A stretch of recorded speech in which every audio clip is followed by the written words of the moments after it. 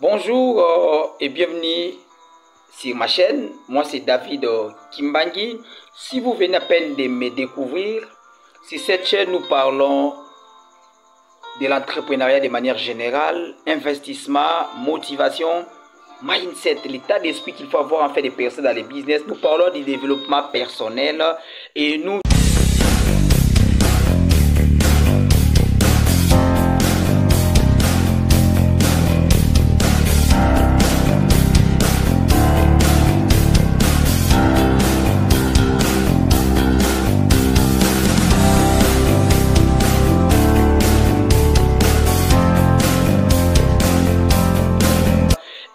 touchons aussi des actualités africaines. Pourquoi? Parce que nous, c'est l'Afrique. Nous croyons à l'émergence de l'Afrique par l'entrepreneuriat. Nous croyons que l'Afrique ne peut se développer que lorsque les Africains comprendront qu'ils sont, les acteurs principaux de la réussite de l'Afrique. Et quand je parle des Africains, je vois les Africains qui sont ici en Afrique et ceux qui sont à la diaspora. Voilà pourquoi au travers de cette vidéo, j'aimerais dire à tous les Africains de la diaspora, peu importe le pays où vous vous trouvez, vous êtes Africain. Vous avez les sang africains, gagnez de l'argent. Une fois que vous gagnez de l'argent, rentrez investir en Afrique, venez investir. Il y a des opportunités d'affaires ici en Afrique. Nous allons parler d'un sujet très important. S'agissant toujours de l'Afrique. Vous savez, ça fait mal, c'est à un moment, je ne sais pas quelle expression utiliser, mais ça frise, ça blesse quand on a un continent riche et pauvre au même moment. Pourquoi l'Afrique est un continent si riche, mais regorge dans son sein des pays pauvres? Les amis, les pays pauvres. Il y a certains pays africains que je ne citerai pas ici les noms, où les seuils, s'il vous plaît,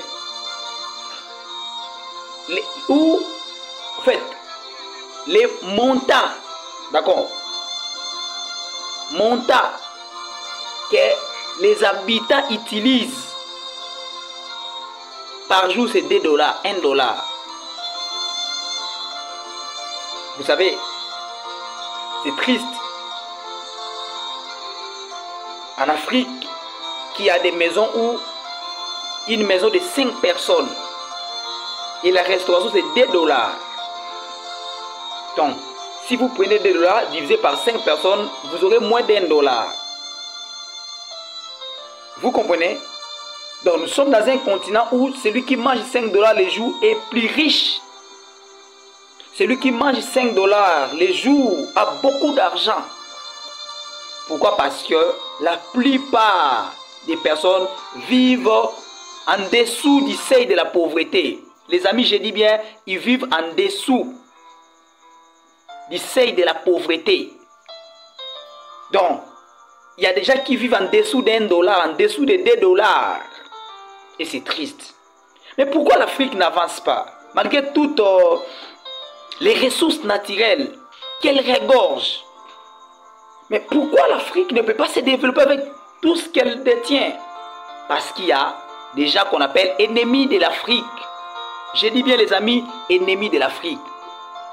Il y a des gens qui sont en Afrique, il y a des présidents africains qui ne sont pas africains, s'il vous plaît. Qui sont nés en Afrique. Qui sont peut-être membres d'X pays, Y pays africains, mais qui ne sont pas africains. Comment un président africain accepte une loi, un contrat avec les Indiens, avec les Chinois, au détriment de son pays? Pourquoi? Parce que lui, de manière individuelle, a les avantages. Pourquoi? Parce que, vous savez, les fameux contrats des Chinois avec la République démocratique du Congo à l'époque du président Joseph Kabila. On appelle ça les contrats du siècle.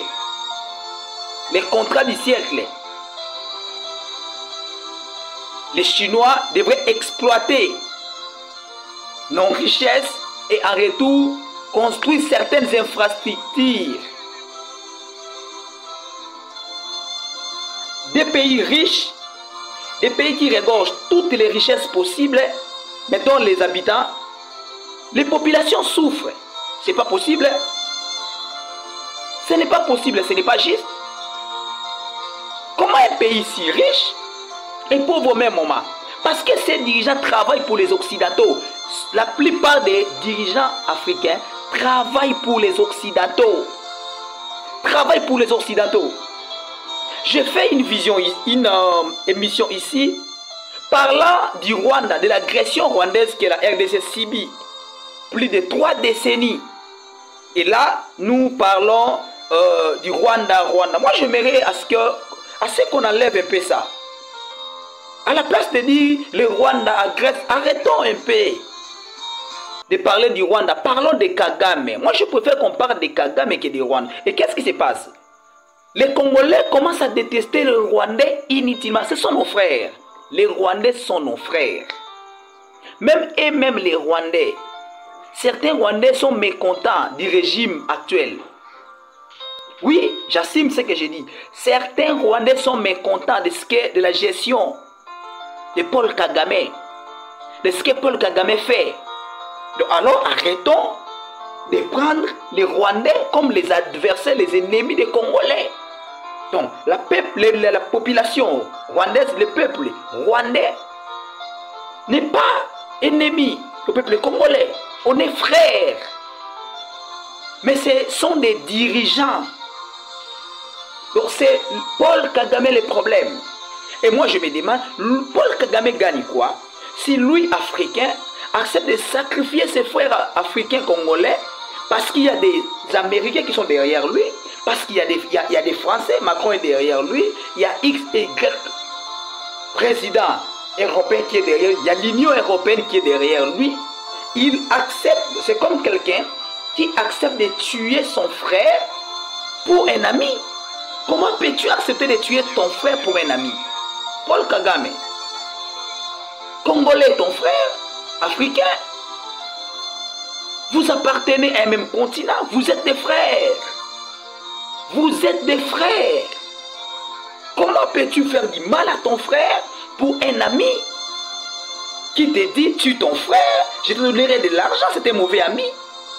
Et il y a des présidents africains qui se laissent manipuler par les Occidentaux, qui sont manipulés par les Occidentaux, qui sont prêts à sacrifier les intérêts de leur nation, de leur pays, qui sont prêts à sacrifier la jeunesse africaine. Pourquoi? Parce que les Occidentaux veulent ça. Aujourd'hui, pour devenir président dans un pays africain, tu dois être soutenu par les Occidentaux. Et lorsque les Occidentaux t'amènent au pouvoir, tu ne seras là qu'au pouvoir en train de travailler pour eux. Ne soyons pas ennemis de l'Afrique, soyons amis de l'Afrique. Travaillons pour l'Afrique. Travaillons pour l'Afrique. Les Africains souffrent. Mais pendant que les Africains souffrent, certains dirigeants, je dis certains, il y a des bons dirigeants en Afrique, mais certains dirigeants travaillent pour les Occidentaux, sont des marionnettes des Occidentaux. Donc, moi je ne comprends pas comment un président, par exemple Macron, qui est président de la France, viendra donner des injonctions au président, par exemple Félix Tshisekedi. Qu'est-ce que vous avez à voir avec ça? Laissez-nous gérer nos histoires, nous sommes adultes. Nous sommes adultes, nous sommes en mesure de gérer nos propres problèmes nous-mêmes. Et il y a des présidents africains qui se laissent diriger, manipuler par des Occidentaux. Il est temps de dire non à ces impérialistes qui viennent avec des discours paternalistes. Il n'y a pas un pays qui est plus pays que les autres pays. Sont sérieux, il n'y a pas un pays qui est plus pays que les autres pays. Toi, tu diriges les États-Unis, tu es président des États-Unis d'Amérique, tu n'es pas le président du Congo. Tu diriges les États-Unis, tu gères les États-Unis. Donc, tout président est autonome. L'Afrique ne va pas se développer. L'Afrique ne se développera jamais tant qu'on n'a pas de présidents africains qui comprennent que l'Afrique d'abord, avant tout. L'Afrique d'abord. Là, je vois Thomas Sankara. Là, je vois Thomas Sankara. Là, je vois Patrice Emery Lumumba. Je vois Patrice Emery Lumumba. L'Afrique, c'est pour les Africains.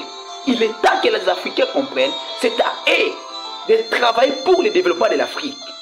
C'est à eux de se mettre autour. Quand les choses ne marchent pas en Afrique, laissez-nous.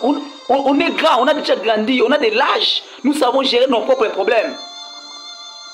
Nous pouvons gérer nos propres problèmes seuls en Afrique. Sans vous les Européens, sans vous les Américains. Arrêtez de vous mêler de nos histoires. Et chers présidents africains, chers politiques africains, vous êtes là pour les Africains. Vous êtes là pour les Africains. Vous êtes là pour les Africains d'abord. Toute bonne maman, lorsqu'elle sert la nourriture, avant de servir les enfants de la voisine, elle commence par ses propres enfants. Quelle est cette mère qui sert la nourriture, qui commence d'abord par les enfants de la voisine et à la fin, elle se rend compte qu'elle n'a plus assez de nourriture, ses propres enfants restent affamés. C'est ce qui se passe en Afrique. Il est temps que le président, que les Africains se réveillent du sommeil. Que les Africains se réveillent qu'il est temps de bâtir une nouvelle Afrique. Une Afrique prospère, épanouie, indépendante, qui ne dépend pas. Cette histoire de France-Afrique doit finir. France-Afrique doit finir. Fini la France-Afrique. Fini la France-Afrique. Il est temps que les Africains bâtissent et même leur écrivent et même leur histoire. Voilà pourquoi nous allons réveiller la conscience des jeunes Africains pour que les Africains de la diaspora reviennent en Afrique. Vous avez étudié en Europe, vous êtes intelligent, revenez en Afrique. Revenez créer des emplois ici en Afrique. Revenez en Afrique. Le pays ne va pas se développer qu'avec les politiques, mais plutôt avec les opérateurs économiques. Rentrez investir au pays. Soyons du bon côté de l'histoire. Soyons du bon côté de l'histoire. Arrêtons de courir derrière les Occidentaux. Travaillons pour l'Afrique. Heureuse mémoire au président Kadhafi de Libye, maréchal Mobutu, tous ceux qui voulaient faire de l'Afrique une seule nation, avec une monnaie commune. Il est temps que l'Afrique ait une même monnaie, une monnaie commune. Il est temps que l'Afrique ait une même monnaie, une monnaie commune. Il est temps que l'Union africaine soit réellement Union africaine. Soyons amis de l'Afrique et non ennemis de l'Afrique.